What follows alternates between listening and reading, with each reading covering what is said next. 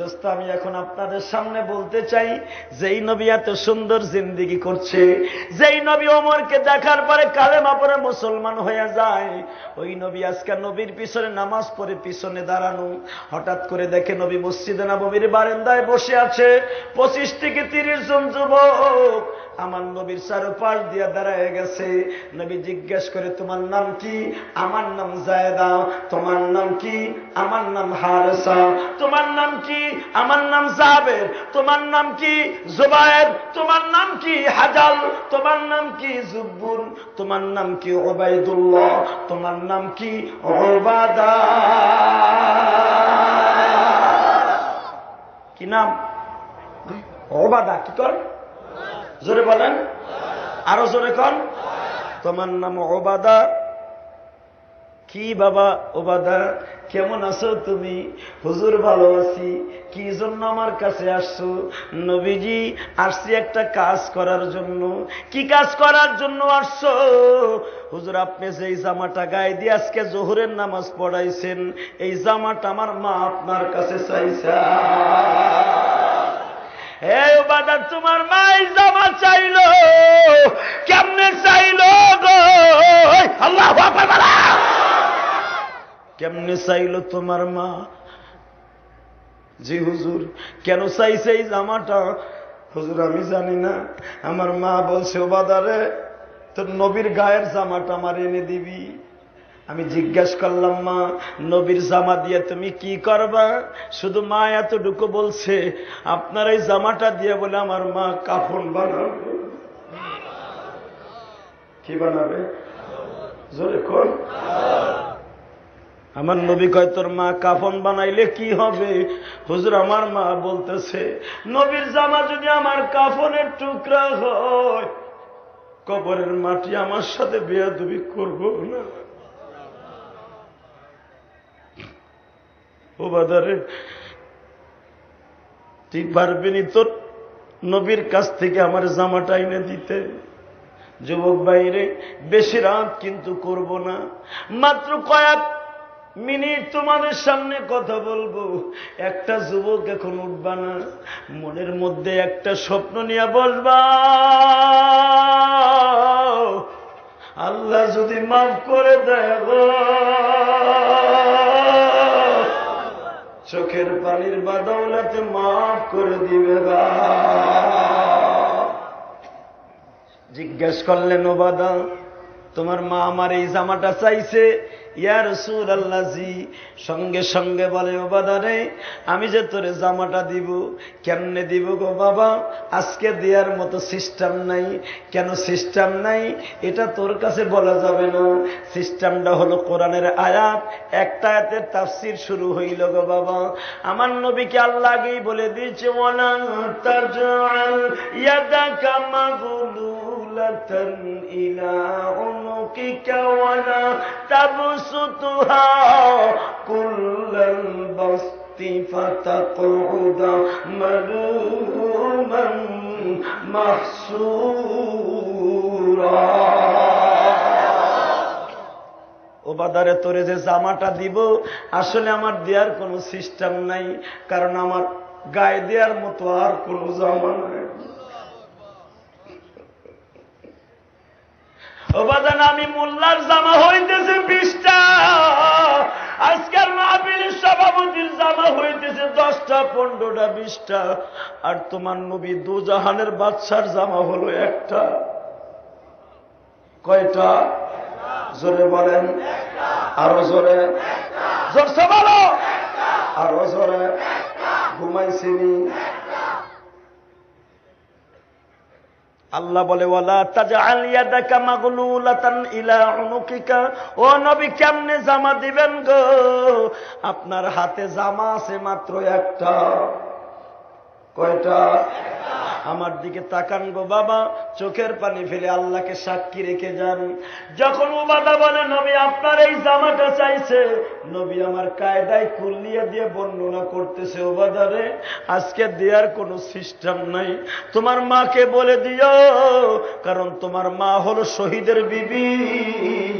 এই মদিনায় কোরআনকে রক্ষা করার জন্য, ইসলামকে রক্ষা করার জন্য তোমার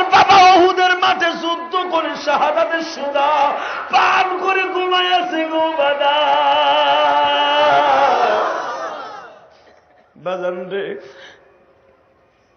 এই উবাদারে রাইখা যখন আবি উবাদা অর্থাৎ এই উবাদার বাবা যখন বদরে যায়, এখন কিন্তু দিলটা নরম করে দিবেন। এই উবাদার বয়স ছিল মাত্র 5 বছর। বাবার পিছনের থেকে ডাকি আর কয়, বাবা গো তুমি কই যাইতেছ গো বাবা? আবু উবাদা বলে, উবাদা আমি যাইতেছি নবীর সাথে যুদ্ধ করতে। বাবা তুমি কবে আইবা? উবাদা যখন জিগায় তুমি কবে আসবা, আবু বাদা বলে, উবাদা রে কবে আসবো জানে একমাত্র আমার আল্লাহ। তবে উবাদা দোয়া করিস বাবা, গত 4 বছর আগে নবী যখন মদিনায় হিজরত করছিল, উবাদা রে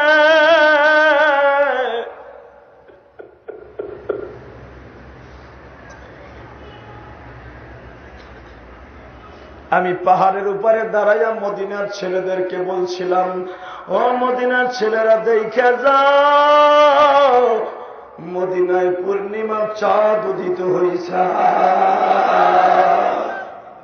ওই নবীর জন্য জীবন দিতে বদরে যাইতাছি, দোয়া করিস রে উবাদা, যদি আর কোনদিন তোরে ফিরে কোলে না নিতে পারি, বাবার পরে দাবি রাখিস না।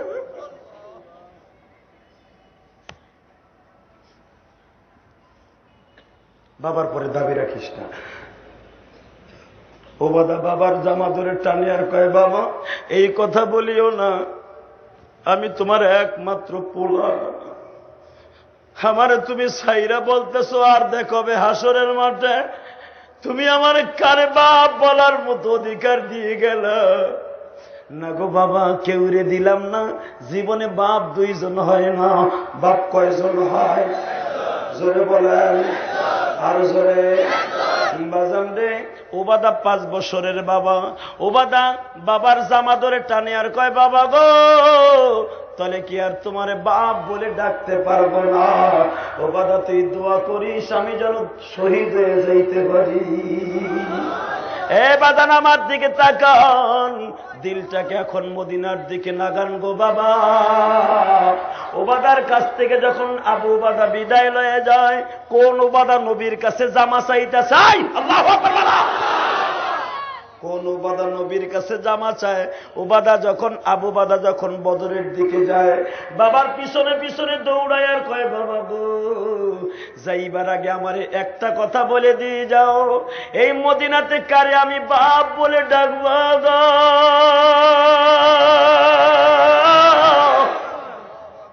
কারে আমি বাপ বলে ডাকবো? উবাদা রে কারে বাপ বলে ডাকবি? আল্লাহর কাছে তোরে রেখে গেলাম। ওবাদারে রাইখা আবু বাদা যখন বাবা বদরের মাঠে যায়, আল্লাহু আকবার কোন। আবু বাদা যখন বদরের মাঠে যায়, সর্বপ্রথম নবীকে বলে, নবীজি আমি বদরের মাঠে এখন রওনা দিচ্ছি, নবী আপনি আমারে অনুমতি দেন। বদরের মাঠে নবী যাইবার পরে 3 জন সেনাপতি বানাইলেন। কয়জন? জোরে কন। 1 নম্বরে হুজুরের চাচা হযরতে হামজা, 2 নম্বরে হুজুরের চাচতো ভাই হযরতে আলী, কারণ তখন তো আলী ফাতেমারে বিবাহ করে নাই। 3 নম্বরে আমার নবী একটু চুপ ধারণ করলেন, জিজ্ঞেস করলেন, ও সাহাবীরা আমি তো আমার বংশের মধ্যে থেকে 2 জনকে সেনাপতি বানাইছি, আপনাদের মধ্যে থেকে একজন দাঁড়াইয়া বলেন কে 3 নম্বর হবেন? লাফ দিয়া দাঁড়াই গেছে আবু বাদা। নবীকে বলে, হুজুর আমি বদরের মাঠের প্রথম সেনা প্রধানের মধ্যে একজন হব। আমার নবী বলে, তুমি তো যুদ্ধের মাঠে সেমন ভাবে পারবা না।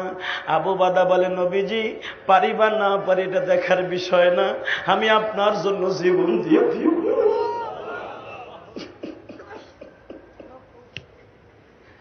আমার নবী আবু বাদার হাতে তরবারি ধরায় দিলেন গো বাবা, আলীর হাতে তরবারি দিলেন, হামজার হাতে তরবারি দিলেন। 3 জন যখন কাতার দিয়ে দাঁড়ায় গেলেন, হঠাৎ করে দেখা যায় গো বাবা আবু বাদা কাতারে দাঁড়িয়ে আছে, তরবারি হাতে নিয়ে কাঁপতাছে।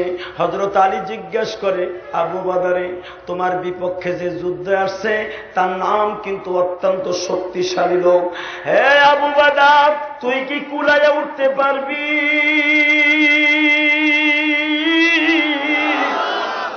তোর বিরুদ্ধে যে যুদ্ধের মাঠে দাঁড়াইছে এর নাম কিন্তু উতবার ছেলে ওলীদ। কি নাম? জোরে কর। যে ওলীদের সাথে 20 জন যুবক পারে না গো বাবা। আবু বাদার সামনে দাঁড়াইছে তরবারি নিয়া। ইন দি মিন টাইমে আবু বাদা যখন তারে দেখছে জিজ্ঞেস করতেছে, তুমি মনে রাখো তুমি যত বড়ই যুদ্ধবাজ হও, আমি আবু বাদা নবীর সাহাবী। হযরত আলীর বিপক্ষে আসছে বাবা সাহেবা, হামজার বিপক্ষে আসছে উতবা। হযরতে হামজা মাত্র 1 মিনিটের ভিতরে উতবারে দরশাই করে দিয়েছে। আরো জোরে কর। হযরত আলী মাত্র 1 মিনিটের ভিতরে সাহেবারে খতম, উতবারে খতম, সাহেবারে খতম করে দিছে। যখন উতবা সাহেবা খতম হয়ে গেছে, উতবার ছেলে ওলীদ দেখলো আমার বাবাকে হামজা শেষ করে দিছে, আমিও মুসলমানের একজনকে শেষ করে দিব। 2 হাত দিয়া বাবা আবু বাদার ঘাড়ের পরে আক্রমণ করলো। আবু বাদার এই ঘাড়ের এই বাজুটা কাটিয়া বাবা জমিনে পড়িয়া যায়। আবু বাদা লাফ দিয়ে যখন ঝান্টাটা বাম হাত দিয়া ধরছে, এই ঘাড়ের পরে যখন আক্রমণ করছে, এই ঘাটটাও যখন পড়িয়া যায় গো বাবা। যুবক ভাইরা, এখন কিন্তু তুমি আল্লাহর সাথে প্রেম করার টান। কোন উবাদা নবীর কাছে জামা চায় গো? ও দোস্ত, আবু বাদার এই ঘাট দুইটা জমিনে যখন পড়ে গেল, বাজু ছাড়া আবু বাদা জমিনের সাথে গড়াগড়ি খাইতেছে। হঠাৎ করে দেখা যায় আলী দূরের থেকে দেখলেন 3 জন আসলাম মাঠে, আমরা 2 জন ফিরিয়া যাব। আবু বাদা খালি হাতে যাবে তা হইতে পারে না। হযরত আলী 10 হাত দূরের থেকে বাদাল পূজার পরে এমন জোর আক্রমণ করলো, বেঈমানকে খতম করে দিয়েছে। বেঈমান যখন জমিন থেকে খতম হয়ে গেল, আবু বাদাকে ডাক দিয়ে বলে, আবু বাদা তোর মনের আশা কোনোদিন নৈরাশ হয় নাই, ওট আমার ঘাড়ের উপরে। আবু বাদাকে ঘাড়ের উপরে লইয়া বাবা হযরত আলী দৌড় শুরু করছে। আবু বাদা ঘাড়ের পরে দাঁড়ায়া বলে, আলী রে, মনের দুঃখ মনে রইল, পুরা হইল না গো আলী। আজকে রমজান মাসের 17 তারিখ আলী,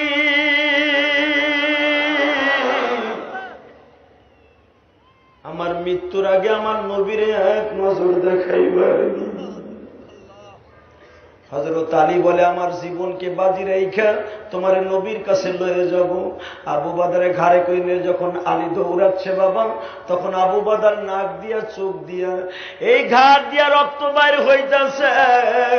আমার নবী তাবুর মধ্যে থেকে এইভাবে ডাক দিছে, আলীরা, আলী তোর ঘাড়ের মধ্যে কে গো? হুজুর আপনার প্রিয় সাহাবী আবু উবাদা। আমার নবী একটা দৌড় দিয়ে আবু বাদারে ঘাড়ের থেকে নামাইয়া নবীর রানের পরে শোয়াইয়া, ও আমার মুসলমান ভাইরা, দিলটাকে এখন মদিনার দিকে লাগাইয়া 2 ফোঁটা চোখের পানি বরাদ্দ করো। হযরত আবু বাদাকে নবীর রানের পরে শোয়াইয়া আমার নবী বলে, আবু বাদা রে, মরার আগে তোর মনে কিছু চাই কিনা?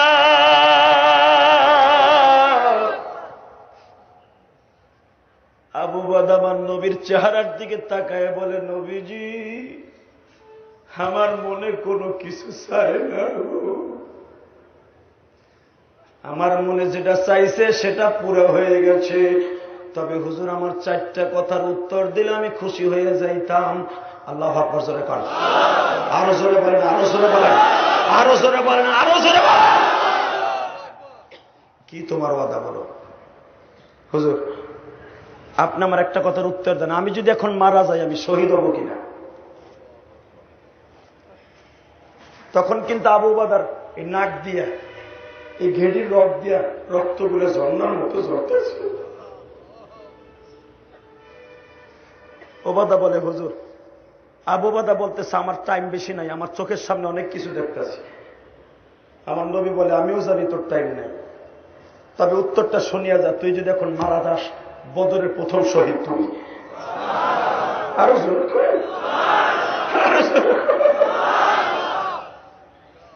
হুজুর, হুজুর আমার আর একটা আকুল আবেদন। কি? কি? আবার জীবনের বড় পাওনা ছিল, যেটা তার সাথে বেশি পাইছি। কি পাইছ? আপনার রানকে আমি বালিশ বানাইছি। জীবনে যেটা বাউন্ন চাঁদে হাঁটতে সাহস পাইলে। আবার নবী বলে, ওবাদা রে, তোর এক ফোঁটা রক্তের দাম তাম পৃথিবী ব্যস্ত হবে না, কারণ শহীদের রক্ত সারা দুনিয়ার চাইতে দামি, জান্নাত জাহান্নামের চাইতেও দামি। কথা ঠিক না বেঠা? ইসলামের জন্য যারা আল্লাহর এই জমিনে রক্ত ঝরাবে তারাই শহীদ। এদিকে তাকান, আবু বকর রক্তে নবীর জামা পর্যন্ত ভিজে যাচ্ছে। আমার নবী পাগড়িটাকে টান দিয়ে খুলে আবু বকর গালের রক্তগুলো মুছায় দিচ্ছে।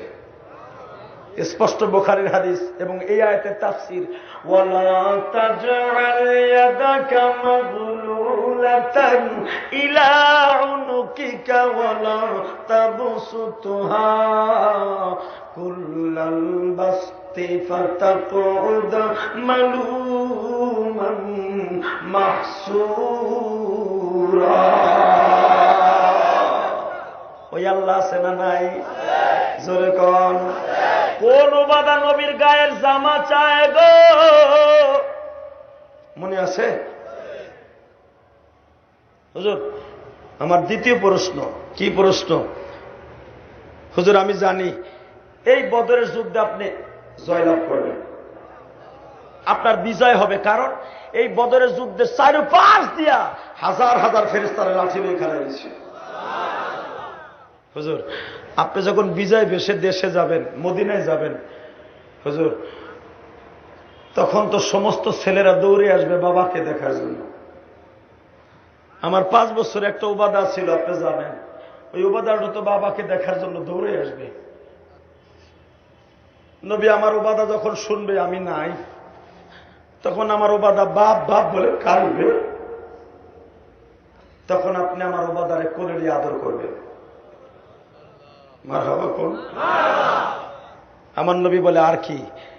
আর একটা ওয়াদা গো নবী, আমি মৃত্যুর পরে আমার এই চোখ দুইটা বন্ধ করবেন না। কেন? আপনি 1.5 বছর মদিনায় আসছেন, আপনার দেখে তৃপ্তি মেটে নাই। আপনার দেখে আমার তৃপ্তি মেটে নাই গো। আবার নবী কয়, মৃত্যুর পরে তুই আমার দেখতে চাস? হ্যাঁ, আমি যতটুকু সময় দুনিয়ায় থাকবো এই চোখ দিয়ে আপনারা দেখে যাব। ভাই, আপনি আলেম হন আর গায়ের আলেম হন, এই কমিটির ভাইরা এখন একটা আওয়াজ দিবেন আমার রসুলকে খুশি করার জন্য। আপনি যে চাকরিজীবী হন, যত বড় সম্মানিত ব্যক্তি হন, আমার নবীর সিগনেচার ছাড়া কেউ জান্নাতে যেতে পারবে না। ঠিক না বে ঠিক? জোরে বলেন। যদি নবীর সিগনেচার ছাড়া জান্নাতে যাইতে না পারেন, বাংলার জমিনে এখন সবচাইতে বেশি কলিজায় কষ্ট দিচ্ছে দেওয়ানবাগি। একসাথে না বললে আল্লাহ বেজার হবে। কারণ কি জানেন? আমার নবী বলেছে, আমার ফাতেমারে যে কষ্ট দেয় সে আমি নবীরে কষ্ট দেয়। আল ফাতেমা তো বুযাতুম মিন্নি, আমার ফাতেমা আমার গায়ের একটা গোশতের টুকরা। তো নবীর যদি গায়ের গোশত ফাতেমা টুকরা হয়, ওই ফাতেমারে কষ্ট দিয়ে আমার নবীরে কষ্ট দেওয়া। দেওয়ানবাগি বলে বাংলাদেশে এখন ফাতেমারে বিয়ে করছে। সে ডিক্লার তার মুরিদদেরকে বলতেছে, দীপ্ত কণ্ঠে উত্তর দিবা, বাংলাদেশের এই কুখ্যাত বেঈমানকে যদি কখনো মুসলমান ডাক দেয়, জুতা দিয়ে বাইরাইতে কাকে রাজি আছো? আমাকে হাত ধরে দাও।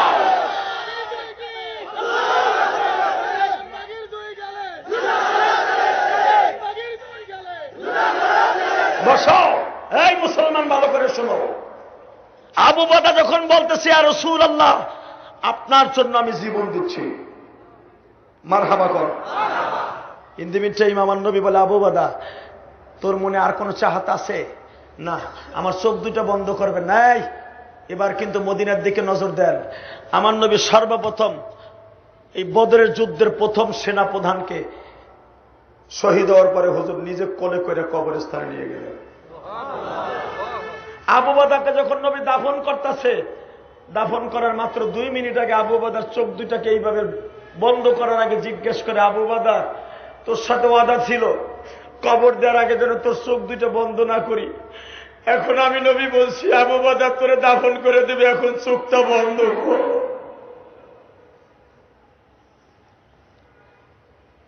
আবু বকর জীবিত মানুষের মতো চোখটা বন্ধ করে দিলেন। মনে হচ্ছে আবু বকর এখন ঘুমাইয়া গেছে। কোরআনের আয়াত শহীদরা যে মরে না তার জ্বলন্ত প্রমাণ। জীবিত মানুষের মতো আবু বকর চোখটা বন্ধ করে দিলেন, এমনি অটো। আমার নবী আবু বকরকে দাফন করে দিয়ে বাবা কবরস্থান থেকে উঠে আসলেন। 17 রমজান মুসলমান যুদ্ধের মাঠে যখন বিজয় লাভ ঘোষণা করলেন, 25 রমজান আমার নবী মদিনায় আসলেন। আমার নবীর 14 জন সাহাবী শহীদ হয়ে যায় গো বাবা। এ দোস্ত, এখন চোখের পানি ফেলে কাঁদবা। নবী মদিনায় ঢোকার সঙ্গে সঙ্গে সব ছেলেরা দৌড়াই আসতেছে। মদিনার মুসলমানেরা দৌড়াই আসো, নবী বদরের যুদ্ধে জয়লাভ করছে গো। মদিনার সব ছেলেরা যখন দৌড়ে আসতেছে, উবাদাও দৌড়ে আসতেছে। যে উবাদা এখন নবীর কাছে জামা চাইছিল, উবাদা দৌড়ে এসে বলে, হে সাহাবীরা, আপনারা সবাই আসছেন, আমার বাবা কই গো? নবী বলে দিলেন, সাহাবীরা কেউ উত্তর দিবা না, উবাদাকে আমার সামনে আসতে দাও। যখন উবাদা সাহাবীদের জিজ্ঞেস করেন, আমার বাবা কই গো, আমার বাবা কই? উবাদার চাচা বলেন, নবীর কাছে যাইয়া জিজ্ঞেস কর তোর বাবা কই। উবাদা একটা দৌড় দিয়ে যায় নবীর বুকের মধ্যে মাথা রেখে বলে, নবীজি আমার বাবা কই গো, আমার বাবা কই? আমার নবী বলে, উবাদারে বাপ দেখতে চাস? হ্যাঁ, বাপের সাথে দেখা হবে। কোথায় দেখা হবে? হাসরের মাঠে। তোমার বাবা এমন দেশের যাত্রী হয়ে গেছে, যেই দেশে গেলে মানুষ আর কোনদিন ফিরে আসে না। ও আমার বাপসোগা বাবাজিরা, মনে করে দেখেন 30 বছর পিছনের কথা। আপনার বাবা যখন বেঁচে ছিল, আপনি যখন রাস্তার থেকে আসেন নাই, আপনার বাবার চোখে কোনো ঘুম নাই, আপনার মার চোখে ঘুম নাই গো। ওই মায়েরে কোনোদিন ভুলে যাওয়া যাবে না, ওই বাবারে ভুলে যাওয়া যাবে না। ও বাবা যখন বারবার বলতেছে, নবীজি আমার বাবা কোন দেশে গেছে? তোমার বাবা চলে গেছে আল্লাহর ডাকে সাড়া দিয়া, আর কোনদিন আসবে না। এবার ওবাদার কথায় আমার নবী বলে, ওবাদা রে, আমি তোমার সাথে ওয়াদা দিলাম, তুমি যতদিন বেঁচে আছো আমি তোমার বাপ হয়ে গেলাম। ওবাদা বলে, হুজুর আজ থেকে কয়েক বছর আগে আপনি আমার বাপ হয়ে গেছিলেন, আজকে আমার মা বলছে আপনার গায়ের জামা দেওয়ার জন্য। মনে আছে? হুজুর আমি সেই উবাদা, আমার মা আপনার জামা চাইছে, আমার মা হয়তো বিদায়ের টাইম হয়ে গেছে, আমার মা আপনার গায়ের জামা চায় গো। আমার নবী কান্দে আর কয়, উবাদা জামা দিব গো বাবা, 3 দিন পরে আসিও। কয়দিন? জোরে কন। তার মানে কি জানেন? আমার নবীর জামা তখন একটা। কয়টা? হে বাবা, নবী কি গরিব? হ্যাঁ, জোরে কন। হ্যাঁ, আমার নবীর মতো শিল্পপতি পৃথিবীতে কেউ ছিল না। ঠিক যাবে? ঠিক। আমার নবীর মতো শিল্পপতি, এত টাকার মালিক দুনিয়ায় কেউ ছিল না। যেই নবী শ্বশুর বাড়ির সম্পদ পাইলেন এত, দাদার বাড়ির এত, নানার বাড়ির এত, কিন্তু সেই নবীর জামা এখন কয়টা? আরে বাবা, নবী আমার বাদশায় পায়া বাদশাই করলেন না, উম্মতেরি লাইগা বাজান দেওয়ানা। যখন উম্মতেরি লাইগা বাবা দেওয়ানা। উবাদা যখন বলে, নবীজি আমি সেই উবাদা, জামাটা দিবেন না গো নবীজি। 3 দিন পরে উবাদা আবার আসছে। নবী বললেন আর 3 দিন পরে আসিও। 3 দিন পরে যখন উবাদা আবার আসছে, নবী জোহরের নামাজটা পড়ে বাবা উবাদার জামাটা খুলিয়া দিয়া ঘরের মধ্যে বসে আছে। এদিক দিয়া বেলাল, আল্লাহু আকবার জোরে কর, আসরের আজান দিয়া দিছে। নবী ঘরের থেকে বের হয় না গো বাবা, কারণ কি দিয়ে ইমামতি করবো, আমার নবীর জামানা। তখন আমার আল্লাহ কোরআনের আয়াত দিয়া বলে, ওয়ালা তাজআল ইয়াদাকা মাগলুলাতান ইলা উনুকিকা ওয়ালা তাবসুতহা কুল্লাল বাসতি ফাতাকুদা মালুমান মাহসুরা। ইন্না ইয়াবসুতুর রিজকা লিমান ইয়াশাউ ওয়া ইয়াকদির ইন্নাহু কানা বিইবাদিহি খবীরান বাসীরা। নবী গো জামা তো গায়ের থেকে খুলিয়া দিলেন, ওয়ালা তাজআল ইয়াদাকা, এখন তো আপনার হাতে আর জামা নাই। বেলাল আজান দিয়া দিছে গো, নবী কি দিয়ে আপনি ইমামতি করবেন? বাজান এখন 2 ফোঁটা চোখের পানি বরাদ্দ করবেন। হযরত আবু বকরকে বেলাল জিজ্ঞেস করে, আবু বকর, ও নানা ভাই বলো, নবী তো জোহরের নামাজ পড়ে ঘরে ঢুকলো, কিন্তু নবী আমার আসরের নামাজ পড়াইতে আসে না কে? ওমর বলে, যাই দেখি। আবু বকর বলে, যাই দেখি। বাজান যে ঘরে ঢুকে সে আর বাইরে না। স্পষ্ট কোরআনের তাফসীর, মারুফুল কোরআন, মারহাবা খান। যে ঘরে ঢুকে সেই বেরোয় না, কারণ যাই দেখে নবী একটা চাদর গায়ে দিয়ে খালি গায়ে বয়ে দিছে। কি দিয়ে ইমামতি করবো? গায়ে দেওয়ার মতো জামা নেই। যা আছে নবীর জামার অভাব নাই, কিন্তু একটাও গায়ে দেওয়ার মতো না, সিরা বাটা। ওই একটা জামাই ছিল গায়ে দেওয়ার মতো। বাবা গো, হ যুবক ভাইরা, ও আমার নেতা ভাইরা, ও আমার চাকরিজীবী ভাইরা, যার সিগনেচার ছাড়া দুনিয়ার কোন মানুষ জান্নাতে যাবে।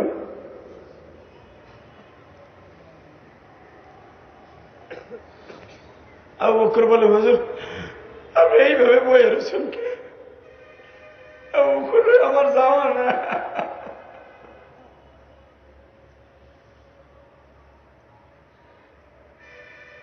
আবু বকর ঘরের খাটের কোনায় বসে কান্দে, মনে মনে কয়, হারে দুনিয়ার মানুষ রে, দুজাহানের বাদশার মাত্র একটা জামা। মারহাবা কর। একটু পরে ওমর ঢুকছে। ওমর ঢুকেও বলতেছে, হুজুর আপনারা 2 জন বইয়ে বইয়ে কান্দেন, ঘটনা কি? আবু বকর বলে, ওমর রে, তুইও তো শ্বশুর, আমিও তো শ্বশুর। তোর মেয়েও নবী বিয়ে করছে, আমার মেয়েও নবী বিয়ে করছে, আমরা 2 জন বিয়াই, আবার নবী হলো জামাই। ওমর চিন্তা করে দেখছো, দুজাহানের বাদশার জামা নাই, আসরে নামাজ পড়াইব কি দিয়া? আজকে আমার সেই নবী কিছু কিছু নাস্তিক বুলাকারের কাছে হয়ে গেল চরিত্রহীন। দোস্ত আপনি দল করেন করেন, আমার কোনো দুঃখ নাই। আমার এই এতিম নবীরে কেউ গালি দিলে ওইগুলো আশ্রয় দিও না। কথা ঠিক না বেঠে? জোরে বলো, ঠিক না বেঠে? আমার দিকে তাকান। ওমরও ঘরের থেকে বেরোয় না। একটু পরে বেলাল কয়, ব্যাপার কি? যে ঢোকে হেই তো আহে না। ঘরে দরজার থেকে ডাক দিছে, ঘরে কে আছেন গো? আসসালাতু খায়রুম মিনান নাওম। যদি ঘুমায় থাকেন, ঘুম থেকে নামাজ বালা। কিন্তু আবার ঘুমাইছে তা কেমনে বুঝবো? আপনারা তো 2 জন চিন্তা মানুষ ঢুকলেন, আওয়াজ দেন, নবী কই? আবু বকর ঘরের থেকে বের হয়ে আসে, কয়, বেলাল রে, হে বেলাল, মুসল্লিদেরকে বল চুপ করে বসে থাকতে। আল্লাহু আকবার। ও বাবা, এখন 2 ফোঁটা চোখের পানি বরাদ্দ করবেন। আমার নবীকে আবু বকর এনে জামা দিয়ে দিলেন। নজর আবু বকরের জামা গায়ে দিয়ে ইমামতি করতে বের হলেন। মসজিদে নববীতে তখন গলা কেটে মুরগি জমিনে ছেড়ে দিলে যেভাবে কান্না তারাপ তারাপ করে আওয়াজ করে, সাহাবা একরাম সেইভাবে কান্না শুরু করলেন। দুজাহানের বাদশাহ এই অবস্থা কেমনে করে হয় গো বাবা।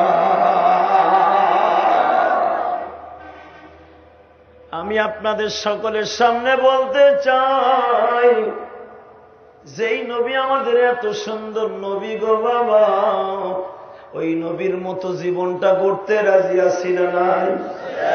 জোরে কর, আরো জোরে কর। বাজান, এখন একটা বাস্তব চিত্র আপনাদের সামনে তুলে ধরব, দিলটাকে নরম করে দিবেন গো।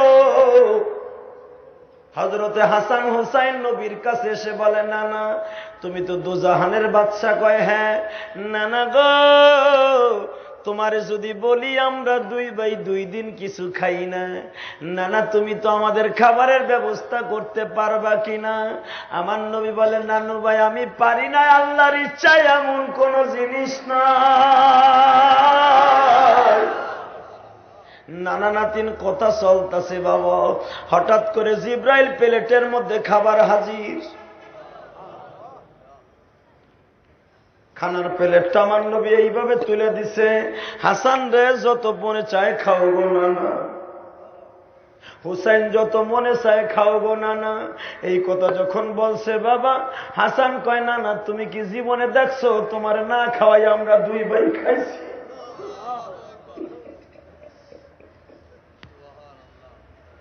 নবী কয়, না না, তোমাদের জন্য খাবার এখন ঠিক আছে, আমার জন্য ঠিক নাই। হাসান কয়, কেন না, তোমার লেগে যেটা ঠিক নাই ওটা আমাকে লেগে ঠিক হয় কেমনে? কয়, নানু ভাই এই খাবারটা জিবরাইল দিছে।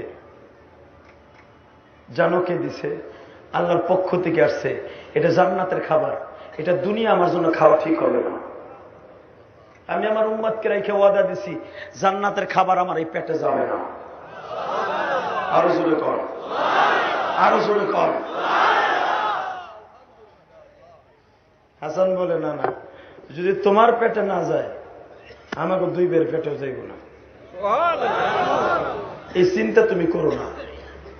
আমার নবী এবার বলতেছে, হাসান রে তোরা না বলছিলি আমি দুজাহানের বাদশা, আমি খানা আনতে পারি না? আল্লাহ পারে, আল্লাহ পারে? পারে না, না পারে, না না পারে, না না পারে। তুমি জিবরাইলকে বলে দাও, আমার নানা যদি উম্মতের রেখে জান্নাতের খাবার না খাইতে পারে, আমরাও খাইতে পারি না, না আমরাও খাইতে পারি না। যেই নবী আমাদেরকে রেখে জান্নাতের খাবার খায় না, আমরা ওই নবীর হুকুম পালন করতে রাজি আছি না নাই? জোরে বলেন রাজি আছি না নাই? 2 হাত জায়গায় বলেন রাজি আছি না নাই? নারায়ে তাকবীর।